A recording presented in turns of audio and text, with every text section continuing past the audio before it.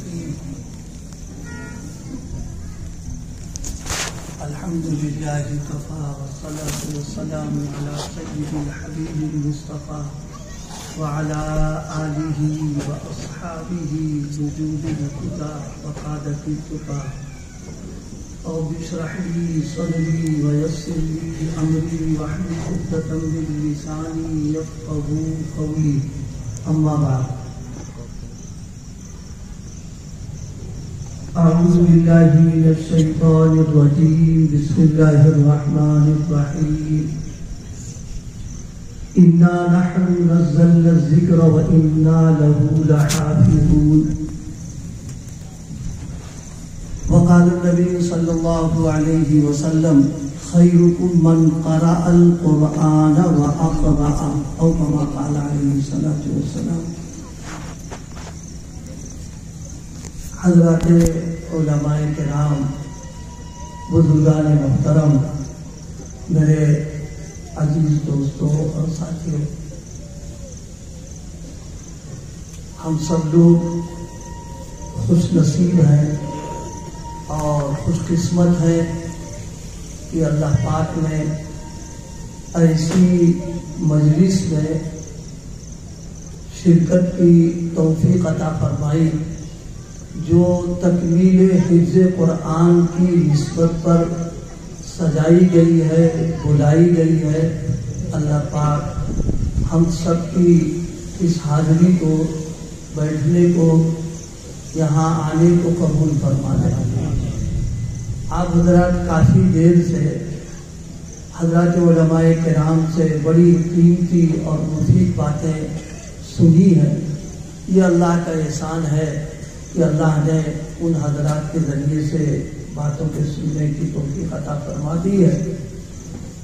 اللہ پاک ان حضرات کو بہترین جزائے خیر نصیب فرمائے اور ہم سب کو سنی ہوئی باتوں پر عمل کرنے کی توفیق عطا فرمائے. ایک تو تکمیل حفظ قرآن کی نسبت سے محفل سجائی گئی ہے، مزید اس میں یہ بھی ہوا کہ اس مدرسے کی نسبت جمعے کے وقت حضرت شاہ فضل رحمٰن گنج مراد آبادی رحمۃ اللہ علیہ کی سے نسبت ہے، تو حضرت شاہ صاحب کی نسبت پر نور العلا نور خوشی دوبالا ہو گئی. اللہ پاک ان نسبتوں کی بنیاد پر ہم سب کی اصلاح کا، بننے سنورنے کا فیصلہ فرمائے. اس وقت ایک آیت کریمہ تلاوت کی ہے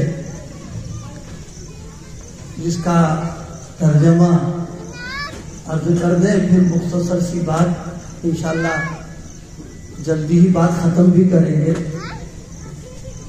اللہ پاک نے فرمایا انا نحن نزلنا الذکر، فرمایا کہ ہم نے ذکر کو اتارا. انا نحن نزلنا الذکر، ہم نے ذکر کو اتارا، یعنی قرآن پاک کو اللہ پاک نے ذکر کہا ہے. انا نحن نزلنا الذکر. اس وقت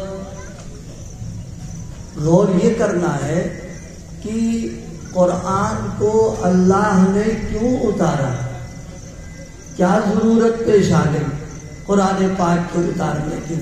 اللہ نے ہم کو اور آپ کو سوچنے سمجھنے کے لیے عقل دی ہے، سمجھ عطا فرمائی، ذہن عطا فرمایا، دیکھنے کے لیے اللہ نے آنکھیں عطا فرمائی، سننے کے لیے کان عطا فرمائے، اسی طریقے سے بولنے کی زبان عطا فرمائی. یہ ساری چیزیں اللہ پاک نے ہم کو عطا فرمائی اور اپنی تمام دنیا کی ضرورتوں کو ہم اسی بنیاد کے اوپر پوری کرتے رہتے ہیں. آنکھوں سے دیکھ کر کے ہم راستہ معلوم کر لیتے ہیں، کسی چیز کا اچھا ہونا برا ہونا ہم کو محسوس ہو جاتا ہے، کوئی چیز قریب ہے یا دور ہے آنکھوں سے محسوس ہو جاتی ہے. زبان سے ہم چکھ کر کے یہ چیز میٹھی ہے، یہ نمکین ہے، یہ پھیکی ہے، یہ خراب ہے، یا یہ کہ اس کے اندر بو آنے لگی، زبان پر رکھا فوراً احساس ہو جاتا ہے ہمیں اور آپ کو. کانوں سے سن کر کے ہم محسوس کر لیتے ہیں آواز اچھی ہے خراب ہے سب محسوس ہوتی.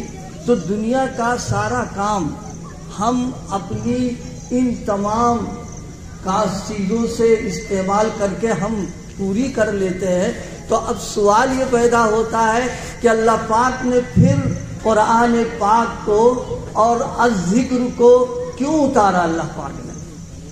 بس ایک بات اس وقت جو عرض کرنے کی ہے اور سمجھنے کی بھی ہے وہ یہ کہ ہم سب کو اللہ پاک نے جس کام کے لیے بھیجا اور جس کام کے لیے پیدا کیا اور جس ضرورت کی خاطر ہم کو دنیا میں آنا پڑا، یہ ضرورت وہ ہے، یہ کام وہ ہے. ہماری عقل سے وہ کام پورا نہیں ہو سکتا ہے، ہمارے دماغ سے وہ کام نہیں لے سکتے ہیں. وہ کام کیا ہے؟ اللہ پاک نے ہر نماز میں ہمیں اور آپ کو جب ملاقات کا موقع دیا، اللہ پاک اپنے سے ہم کو جب قریب کرتا ہے. اب آپ سوچ رہے ہیں کہ اللہ پاک سے ملاقات ہماری کہاں ہوتی ہے؟ جی نہیں، یہ اس کی مہربانی ہے. میں عرض کر دوں، دنیا کا کوئی بادشاہ ہو، کوئی سربراہ ہو، بڑے سے بڑا سربراہ ہو، وہ اپنی رعایا سے اور اپنے ملک میں رہنے والوں سے دن بھر میں 5 بار ملاقات کرنا تو بہت بڑی بات ہے. زندگی گزر جاتی ہے، کبھی اس کو دیکھنے کی نوبت نہیں آتی ہے.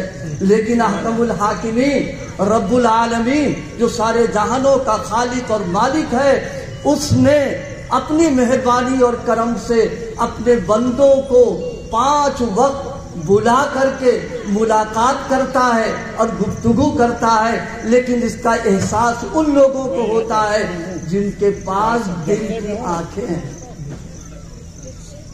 جن کے پاس دل کی آنکھیں، ان کو معلوم ہوتا ہے. ہم عرض کریں آپ سے، آپ بتائیے نماز میں ہم اور آپ جب کھڑے ہوتے ہیں تو سورہ فاتحہ پڑھتے کہ نہیں پڑھتے؟ الحم شریف کی تلاوت کرتے نہیں کرتے؟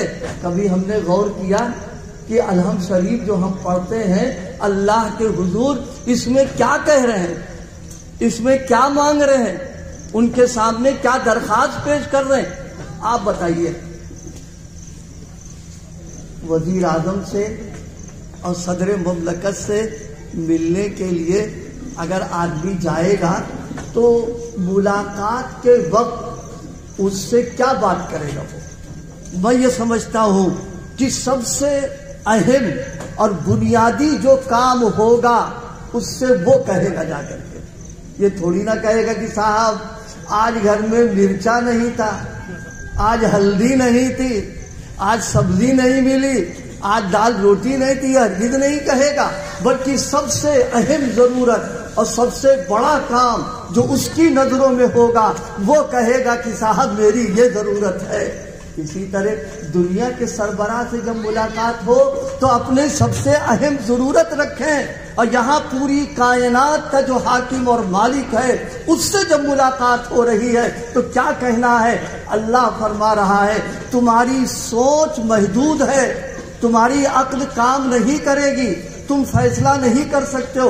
ہم تم کو بتاتے ہیں کہ جب تم مجھ سے ملو تو ملنے کے بعد سب سے اہم ضرورت تمہاری یہ ہے کہ تم ہم سے یہ درخواست کرو، ایاک نعبد و ایاک نستعین، کہ اے اللہ ہم آپ کے بندے ہیں، لہذا بندگی سکھائیے، عبدیت سکھائیے، عبدیت کا طریقہ بتائیے.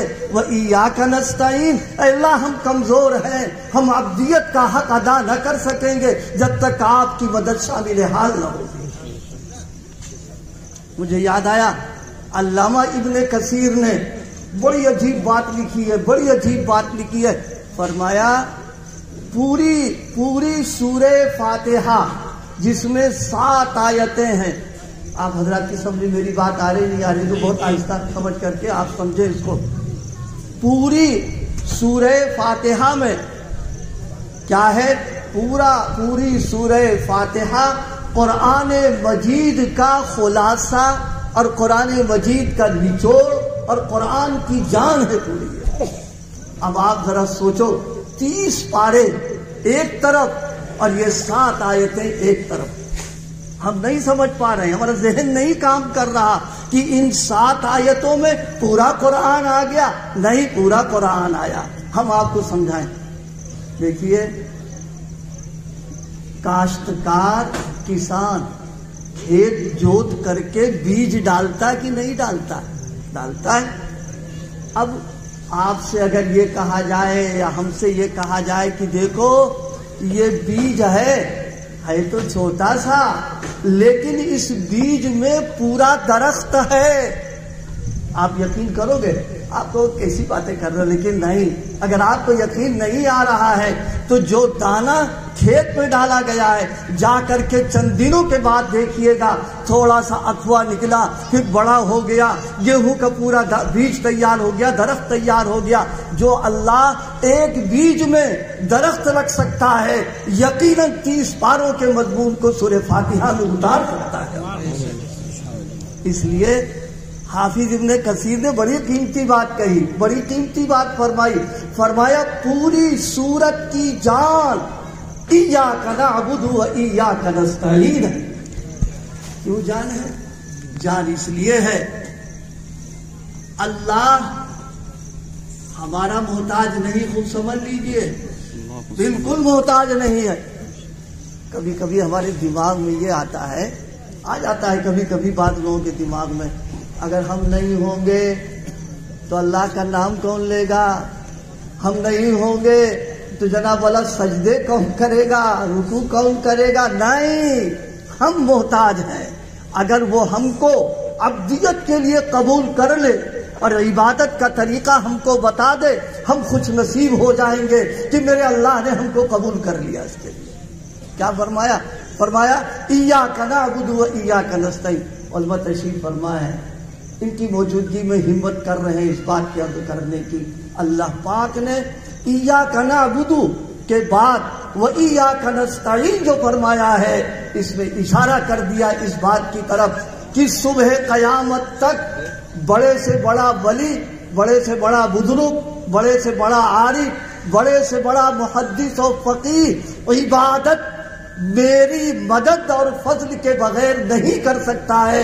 اس لیے اللہ سے درخواست کر رہے ہیں کہ اے اللہ ہم محتاج ہیں، آپ میرے ساتھ فضل فرما دیجئے تاکہ عبادت کا حق ادا کر سکیں. اچھا، عبادت کی درخواست تو کر دی، اب نیچے درخواست لگا رہے ہیں اہدنا الصراط المستقیم، اہدنا الصراط المستقیم. مسلمانوں ایک بات بتاؤ، آج کے اس دور میں جو ترقی یافتہ دور، سائنس کا، ٹیکنالوجی کا، روزانہ نئی نئی چیزیں آ رہی، اگر کوئی مشین بن کر کے آئے، کوئی بھی ہو مشین بن کر کے آئے، آپ یہ بتاؤ کیا اس مشین کو اپنے دماغ سے چلاؤ گے، اپنے ذہن سے چلاؤ گے، اپنے تجربے کی بنیاد پر چلاؤ گے؟ ہرگز نہیں چلائیں گے، کیونکہ ہم یہ جانتے ہیں جس نے مشین بنائی ہے وہ جانتا ہے کہ اس مشین کے چلانے کا طریقہ کیا ہوگا، یہ مشین کیسے چلائی جائے گی، اس کو کیسے استعمال کی جائے گی. اور میں ایک بات عرض کر دوں، بڑے سے بڑا پڑھا لکھا ہو، سند یافتہ ہو، ڈگری اس کے پاس موجود ہے، لیکن جب وہ مشین خریدے گا، اپنی ڈگری ایک طرف، اپنی تعلیم ایک طرف، اپنا تجربہ ایک طرف، اس کا دل اندر سے یہ کہے گا اس مشین میں اگر تم نے دماغ لگایا تو مشین برباد، پیسے چلے جائیں گے، کوئی چیز تمہارے ہاتھ نہ آئے گی. ایک انسان مشین بنائے، اس کے چلانے کے طریقے کے جاننے کے لیے ہم محتاج، اور مالک نے ہم کو عبادت کے لیے پیدا کیا ہے تو اس عبادت کے طریقے کے جاننے کے ہم محتاج نہیں ہوں گے؟ یقیناً محتاج ہوں گے. اس لیے اللہ فرما رہا جب کھڑے ہو مجھ سے بات چیت کرو تو صرف ایک چیز مانگنا، اہدنا الصراط المستقیم. اے اللہ عبادت کا جو سیدھا راستہ ہے، عبدیت کا جو سیدھا راستہ ہے، بندگی کا جو سیدھا راستہ ہے، اے اللہ وہ ہم کو دکھا دیجیے. اللہ سے مانگا ہم نے. بچہ اپنے ابا سے اپنی سب ضرورت، اپنے سب مسئلے اپنی سب باتوں کو ابا سے کہتا نہیں کہتا، اس لیے کہ اس کو 100% یقین ہے کہ میرا باپ میری ضرورت کو پورا کر دے گا، بالکل بے شک پورا کرے گا۔ تو اب اللہ ہمارا یقین ہے تمام ساری دنیا کا کہ ہدایت ان کے قبضے میں ہے، اور ہدایت کا راستہ بغیر ان کے بتائے ہم کو معلوم نہیں ہو سکتا کہ کیا چیز ہے۔ اللہ پاک نے فرمایا تم نے ہدایت مانگی، لو یہ قرآن مجید ہدی للمتقین، تم نے جس ہدایت کی درخواست کی تھی اس ہدایت کے راستے کے لیے قرآن پاک تم کو عطا کر رہے ہیں۔ یہ ہم نے کیوں کہا؟ یہ کیوں کہا ہم نے؟ بہت سارے لوگ ایسے ہیں جن کا ذہن صرف اتنا ہے کہ قرآن اس لیے آیا ہے کہ برکت اور تبرک کے طور پر گھر میں رکھ لو اس کو۔ قرآن اس لیے آیا ہوا ہے کہ جناب والا اس کی تلاوت کریں گے تو بیماری دور ہو جائے گی، شفا مل جائے گی، صحت مل جائے گی، اور آگے کی بات کہیں اگر آپ کو ناراضگی نہ لگے کہ اس کو پڑھیں گے تو بھوت چلے جائیں گے، پرے چلی جائے گی، وبائیں علائیں بلائیں سب چلی جائیں گی۔ یاد رکھیے قرآن مجید اس لیے نہیں نازل ہوا ہے، اصل قرآن کا نزول جو ہوا ہے ہم نے مالک سے ہدایت کو مانگا تھا، اللہ پاک نے اس کا پورا نظام قرآن کی شکل میں دے دیا کہ اے میرے بندے تم مجھ سے ملنے کے لیے آئے تھے اور تم نے یہ درخواست کی ہے، لہذا تمہارے ہدایت نامہ یہ قرآن کی شکل میں تم کو ہم دے رہے ہیں۔ اب ایک بات عرض کرتے چلیں، اللہ کی ملاقات میں نے عرض کیا دن بھر میں 5 بار، وہ کیا؟ حضرت امام بخاری رحمہ اللہ نے بخاری شریف میں روایت نقل فرمائی ہے، ان احدکم اذا صلی یناجی ربہ، فرمایا بندہ جب نماز پڑھتا ہے تو اللہ سے چپکے باتیں کرتا۔ سبحان اللہ، ہم جیسے گنہگار، ہم جیسے گناہوں میں لت پت، ہم جیسے کمزور، ہم جیسے وہ لوگ جو بالکل واقف نہیں ہے، مالک کی مہربانی اور اس کا کرم ہے، اپنا دربار کھول دیا ہے کہ میرے دربار میں آ کر کے میری ملاقات کے لیے تمہیں کچھ نہیں کرنا ہے، تم صاف ستھرا پاک ہو کر کے آ جاؤ اور نیت باندھ لو، میری تمہاری ملاقات ہونا شروع ہو جائے گی۔ حضور پاک صلی اللہ علیہ وسلم نے فرمایا کیا؟ فرمایا بندہ جب کہتا ہے الحمدللہ رب العالمین، اے اللہ آپ تمام تعریفیں آپ کے لیے ہیں کہ آپ سارے جہانوں کے پالنہار ہیں، اللہ پاک جواب دیتا حمدنی عبدی، میرے بندے نے تو میری تعریف بیان کر دی۔ یا اللہ گنہگار زبان سے ہم الحمدللہ رب العالمین کہہ رہے ہیں اور وہ جواب دے رہے ہیں، یہ ان کی عنایت ہے۔ آپ بتائیے کوئی حاکم گزر رہا ہو سڑک پر اور اپنی گاڑی کھڑی کر دے اور ہم سے بس ہمارا حال پوچھ لے، آپ بتاؤ ہمارے دل پر کیا اس کا اثر پڑتا ہے؟ ہم خوش ہو جاتے ہیں، دن بھر مگن رہتے ہیں، ارے صاحب جا رہے تھے اور گاڑی روک کے ہمارا حال پوچھ لیا۔ لیکن ہم مسلمانوں کا حال یہ ہے، مسجد جا کر کے اور نکلنے کے بعد میں خوشی محسوس نہیں ہوتی ہے کہ رب العالمین سے ہم ملاقات کر کے آ رہے ہیں۔ رسول پاک صلی اللہ علیہ وسلم کیا فرما رہے ہیں؟ جو اندھے نے کہا الحمدللہ رب العالمین، تمام تعریفیں اللہ کے لیے ہیں جو سارے جہان کا پالنے والا ہے۔ ہم نے تو کہا، اللہ نے جواب قبول فرما کر کے فرما دیا حمدنی عبدی، میرے بندے نے میری تعریف بیان کر دی۔ جب بندہ کہتا ہے الرحمن الرحیم، اللہ فرماتا ہے اثنا علی عبدی، میرے بندے نے تو میری ثنا بیان کر دی ہے۔ حالانکہ اللہ اپنی تعریف کرانے کا ہمارا بالکل محتاج نہیں ہے۔ سن لیجئے، ہم اللہ کی تعریف اگر کر رہے ہیں تو یہ ہماری تعریف کرنا ہماری خوش نصیبی کی بات ہے، لیکن اللہ ہماری تعریف کا محتاج نہیں ہے۔ پوری کائنات اللہ کی تعریف کرتی ہے، پوری کائنات اللہ کی پاکی بیان کرتی، پوری کائنات اللہ کی تسبیح بیان کرتی ہے، بلکہ قرآن یہ کہہ رہا ہے تم نماز پڑھ کر کے کبھی مت سوچنا کہ تم نے نماز پڑھ کر کے تم نے جو ہے بہت بڑا تیر مار دیا، پوری کائنات نمازی ہے اور نماز پڑھتی ہے۔ کیا فرمایا؟ یسبح للہ ما فی السماوات و ما فی الارض، پوری زمین اور آسمان کی تمام چیزیں اللہ کی تعریف بیان کر رہی۔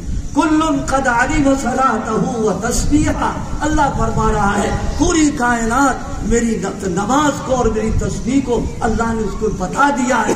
یہ میں نے اس پر عرض کیا کہ یہ ہدایت نامہ اللہ نے کیوں دیا ہے؟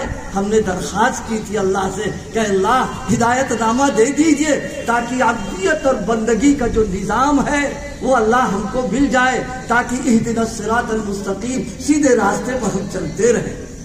کیا فرمایا؟ انا نحن نزلنا، یہ ہدایت نامہ ہم نے اتارا۔ ہو گئے؟ ایک بات یاد آ رہی ہے، اللہ پاک نے قرآن کو ذکر کہا قرآن کو، غور کریے، اور بھی تو کوئی نام اللہ لے سکتے تھے، لیکن انا نحن نزلنا ذکر فرمایا۔ دو باتیں اللہ بتانا چاہتا ہے۔ کیا؟ ایک تو یہ بتانا چاہتا ہے قرآن ذکر ہے اور اعلیٰ درجے کا ذکر ہے، جس طرح لا الہ الا اللہ ذکر ہے، اللہ اللہ ذکر ہے، الا اللہ ذکر ہے، اللہ اللہ ذکر ہے، سبحان اللہ ذکر ہے، الحمدللہ ذکر ہے۔ فرمایا اسی طریقے سے قرآن ذکر ہے، لہذا تلاوت اگر کرو گے تو تلاوت کا بھی ثواب ملے گا اور ذاکرین میں تم کو ہم شمار کر دیں گے۔ اچھا، قرآن کو ذکر کہا، کیا بتانا ہے؟ بات یہ بتانا ہے قرآن سمجھ کر پڑھو گے تو بھی ثواب دیں گے، اور بغیر سمجھے پڑھو گے تو بھی ثواب دیں گے، کیونکہ یہ ہمارا ذکر ہے۔ اور سمجھا دیں، بہت سارے ذکر اللہ پاک کے ایسے ہیں کہ اس کا ہم لوگ ذکر کرتے ہیں، لیکن پوچھو اس کا مطلب کیا ہے ہم کو نہیں پتا ہے۔ سبحان اللہ و بحمدہ سبحان اللہ العظیم، یہ بخاری کی بالکل اخیر روایت ہے۔ سبحان اللہ و بحمدہ سبحان اللہ العظیم۔ بہت سارے لوگ یہ تسبیح پڑھتے ہوں گے، کیونکہ رسول پاک صلی اللہ علیہ وسلم نے فرمایا سبحان اللہ و بحمدہ سبحان اللہ العظیم استغفر اللہ۔ اگر کوئی اس کو پڑھے گا 100 بار تو فرمایا استغفار کا بھی ثواب دیں گے اور ساتھ ساتھ روزی کے دروازے کو کھول دیں گے۔ اچھا، اب آپ ایک بات بتاؤ ایمانداری سے، آپ یہ ذکر پڑھیں تو اس کا مطلب پتہ ہے؟ کچھ نہیں، لیکن اللہ ثواب دے رہا۔ لا حول ولا قوت الا باللہ، یہ ذکر ہے، باقاعدہ ورد ہے، لا حول ولا قوت الا باللہ، لا ملجأ ولا منجأ من اللہ الا الیہ، لا حول ولا قوت الا باللہ العلی العظیم، دونوں ذکر ہیں۔ مطلب پتہ نہیں ہے، لیکن جب پڑھیں گے تو ثواب دیں گے۔ اللہ فرمانا چاہتا ہے اسی طریقے سے قرآن ذکر ہے، بغیر سمجھے بھی پڑھو گے تو بھی ہم تم کو ثواب عطا کر دیں گے۔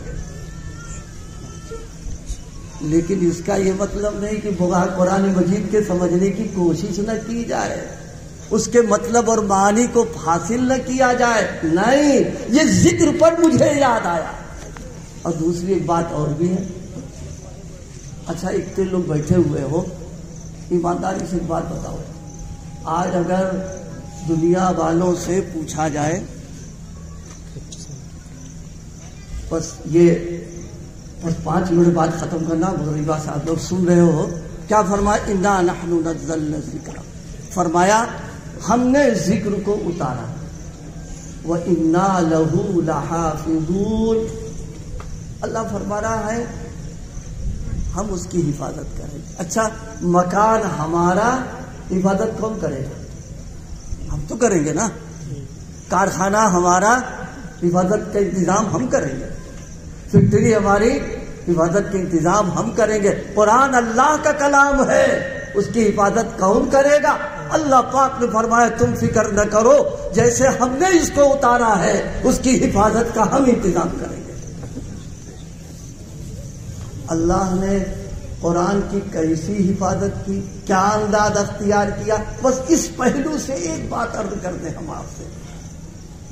اللہ کا عجب معاملہ ہے، آپ جتنا غور کرو گے، سوچو گے اس پہلو پر تو معلوم ہوگا کہ واہ میرے اللہ، آپ بڑی قدرت والے ہیں، آپ بڑی بڑی حکمتوں والے ہیں۔ اللہ پاک نے کیسی حفاظت کی اور کن لوگوں سے کی ہے، اس پر میں توجہ دلانا چاہتا ہوں۔ دیکھیے، دنیا میں 3 چیزیں انتہائی قیمتی ہیں، انتہائی درجے کی قیمتی ہیں، اور وہ تینوں قیمتی چیزیں اللہ نے ہم سب کو عطا فرما رکھی۔ ایک تو اللہ پاک نے ہمیں اور آپ کو اپنا گھر دیا ہے بیت اللہ، دوسرے اللہ پاک نے ہمیں اور آپ کو اپنا محبوب عطا فرمایا محمد الرسول اللہ، ایک بیت اللہ دیا، ایک رسول اللہ دیا، اور تیسرے اللہ پاک نے اپنا کلام قرآن پاک عطا فرمایا۔ یہ البیلی نعمت ہے، کسی امت کو نہیں عطا کیا ہے، یہ تینوں نعمتیں اللہ نے ہم کو عطا فرمائی۔ اب ان 3 نعمتوں کی حفاظت کی بات میں عرض کروں آپ سے، حیرت ہوگی آپ کو، تعجب ہوگا۔ آج حفاظت کے جو انتظامات، حفاظت کے جو طریقے، حفاظت کے جو دستور دنیا کے اندر ہیں، اس پر غور کرو، پھر اللہ کے نظام پر غور کرو کہ اللہ نے ان تینوں چیزوں کی کیسی حفاظت فرمائی ہے۔ ہم آپ سے کہیں کہ بھائی آپ کو اپنی فیکٹری اور اپنے مل کی حفاظت کے لیے کسی آدمی کی ضرورت ہے، آپ کہیں ہاں صاحب ضرورت تو ہے، تو ہم آپ کے سامنے ایسا آدمی لے کر کے آئیں جو ہم سے زیادہ کمزور ہے، تو میں تو دلہا پتلا ہی ہوں، مجھ سے زیادہ کمزور ہے، اور کہیں صاحب اسے رکھ لو بھی چوکیداری کے لیے، آپ قبول کرو گے؟ پاگل ہو گئے ہو یار، اس کا چلنا پھرنا مشکل، اٹھنا بیٹھنا مشکل، یہ ہماری فیکٹری کی اور ہماری حفاظت کرے گا، آپ اس کو ہٹا دیں گے فوراً۔ ہر آدمی حفاظت کے لیے وہ شخص رکھتا ہے جو تھوڑا پڑھا لکھا ہو، تھوڑا سمجھدار بھی ہو، تھوڑا توانا تندرست طاقتور بھی ہو، تاکہ ہر لائن سے حفاظت کر سکتا ہو۔ پڑھا لکھا ہوگا تو قانونی اعتبار سے حفاظت کی تدبیر بتائے گا وہ، اور طاقتور ہوگا تو موقع کے اوپر اپنے ہاتھ پیر اور طاقت کے ذریعے سے حفاظت کا انتظام کرے گا۔ لیکن وہاں میرے اللہ، آپ اتنے بڑے وہ ہیں کہ آپ نے تینوں چیزوں کی حفاظت کے لیے وہ چیز اختیار کی ہے کہ انسان کا ذہن قبول نہیں کر سکتا ہے اور آدمی سوچ نہیں سکتا ہے، بلکہ سارے عقل مندوں کو جمع کر کے اگر پوچھا جائے کہ یہ بتاؤ کہ اگر حفاظت کے لیے یہ تدبیر کی جائے تو کیسی ہے، پڑھا لکھا کہے گا تدبیر صحیح نہیں ہے، لیکن اللہ نے عجیب انتظام کیا۔ رسول پاک صلی اللہ علیہ وسلم مکہ معظمہ سے چلے، کا ساتھ پہ کون ہے؟ سیدنا صدیق اکبر رضی اللہ تعالیٰ عنہ۔ لمبی بات نہیں، صرف سمجھانا چاہ رہا ہوں میں آپ کو، حضور کی حفاظت کا مسئلہ ہے، آپ کے تحفظ کا مسئلہ ہے، آپ صلی اللہ علیہ وسلم کو بحفاظت لے جانے کا مسئلہ ہے۔ آپ ان حالات کو غور کیجئے کہ مکہ معظمہ کے اندر کن حالات میں میرے آقا نے ہجرت کا فیصلہ فرمایا، لیکن آپ جا رہے ہیں، اللہ پاک نے فرمایا اس غار میں چلے جائیے۔ آپ چلے گئے، کیسی حفاظت ہوئی؟ مکڑی کے جالے سے۔ ارے بتاؤ حفاظت ہوئی کہ نہیں ہوئی؟ مکڑی کیا بہت طاقتور ہوتی ہے، بہت توانا ہوتی ہے۔ قرآن نے بیان کیا ہے ان اوہن البیوت، گھروں میں سب سے زیادہ کمزور، سب سے زیادہ بودا، سب سے زیادہ بے حیثیت اگر کسی کا گھر ہے تو مکڑی کا جالا ہوا کرتا ہے۔ دیکھنے میں تو خوبصورت ہے وہ اور چمکتا ہے، معلوم ہوتا بہت کچھ ہے، لیکن نہیں، انتہائی کمزور ہے۔ قرآن کہہ رہا ہے اور اتنا کمزور ہوتا ہے ہوا کا ایک جھونکا بھی نہیں روک سکتا ہے۔ لیکن اللہ نے دنیا کو بتایا ہم نہ کمزور نہ طاقتور. ہم جب چاہیں جس سے چاہیں جس طریقے سے چاہیں ہم حفاظت کا انتظام کر سکتے ہیں. اپنے محبوب نبی پاک صلی اللہ علیہ وسلم کا مکڑی کے جالے سے حفاظت کر کے آنے والی دنیا انسانیت کو اللہ پاک نے بتا دیا. جیسے نبی کی حفاظت ہم نے اس کمزور مخلوق سے لی ہے، اسی طریقے سے نبی پاک کا جو کلام ہے، ان کا پیغام ہے، ان کا نظام ہے، اس نظام پر جو چلنے والے ہیں، ساری دنیا کی تدبیریں ایک طرف، میں ان کی حفاظت کا انتظام قیامت تک کرتا رہا. بات یہی روک دیں، اس لیے کہ 10:30 ہو چکا ہے، آپ بھی ابتا گئے ہیں اور ہم کو بھی سفر کرنا ہے. بس اتنی بات عرض کر دی. یہ ہدایت نامہ ہے. کیوں صاحب ڈاکٹری کی کتاب کاہے کے لیے ہوتی ہے؟ بولو. وکالت کی کتابیں کاہے کے لیے ہوتی؟ بس خالی گھر میں رکھی رہیں؟ جی نہیں. ڈاکٹری کی کتاب کا حق یہ ہے کہ اس سے فائدہ اٹھایا جائے. وکالت کی کتابوں کا حق ہے وکیل فائدہ اٹھائے. قرآن مجید کا حق یہ ہے قرآن کے ماننے والے اس سے فائدہ اٹھائیں، تلاوت کے ذریعے سے بھی، اس کے معانی اور مطالب کو حاصل کر کے بھی، عمل کر کے بھی. قرآن کا حق. اگر ہم نے اس حق کو ادا نہ کیا، اللہ پاک حفاظت فرما دے. رسول بھی کھڑے ہوں گے، قرآن بھی کھڑا ہوگا، اللہ کی عدالت مقدمہ دائر کرے گا، وہاں کچھ نہ چل سکے گا. اس لیے میرے دوستو، قرآن سے تعلق کو مضبوط کرنا ہے، اپنی نسلوں کو قرآن پڑھانا ہے، ان کو حافظ بنانا ہے، خود بھی گھر کے ماحول کو تلاوت کا بنانا ہے.